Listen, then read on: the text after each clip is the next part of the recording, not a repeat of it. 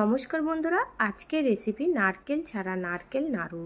চলো দেখে নিই এই নারকেল নাড়ুটা আমি কিভাবে তৈরি করলাম।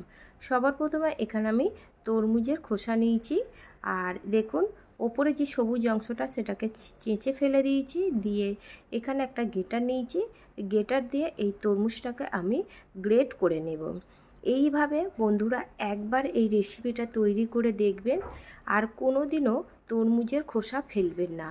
এইভাবে সবকটা খোসা আমি গ্রেট করে নিয়েছি। তারপরে এখানে আমি 150 গ্রাম আখের গুড় দিয়েছি, আর সামান্য পরিমাণে জল দিয়ে গুড়টা তাড়াতাড়ি মেল্ট হয়ে যাওয়ার জন্য এখানে জল দিয়েছি। এটাকে খুব ভালোভাবে মেল্ট করে নেব। এই সময় গ্যাসের ফ্লেমটাকে মিডিয়াম টু লো ফ্লেমে রেখেই কিন্তু এটা মেল্ট করে নিতে হবে। মেল্টটা যখন হয়ে যাবে তখন এই তরমুজের যে গ্রেট করে রেখেছিলাম খোসাটা সেটা দিয়ে দিলাম।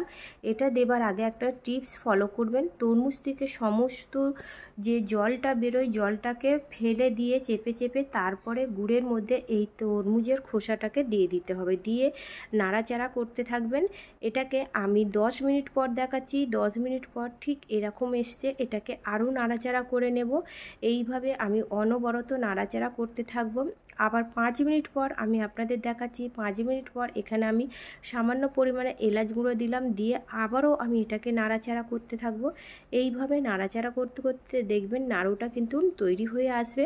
আমি 4 মিনিট পর আপনাদের দেখাচ্ছি। নাড়ুটা কিন্তু অনেকটাই শুকনো হয়ে গেছে আর আঠালো ভাব এসে গেছে।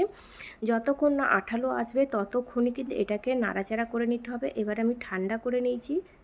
হাতে সামান্য জল হাত করে এইভাবে আমি অল্প অল্প করে নিয়ে দেখুন কি সহজেই নাড়ুটা তৈরি হয়ে যায়। আপনারা কেউ বুঝতে পারছেন যে এটা নারকেল ছাড়া নারকেল নাড়ু?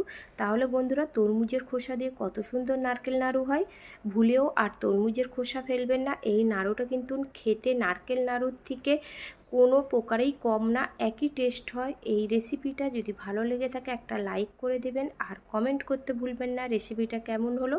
আমার চ্যানেলে নতুন বন্ধু হয়ে থাকলে অবশ্যই চ্যানেলটিকে সাবস্ক্রাইব করবে। এখন তরমুজের সিজন, আমি রিকোয়েস্ট করব এই রেসিপিটা একবার হলেও করবেন।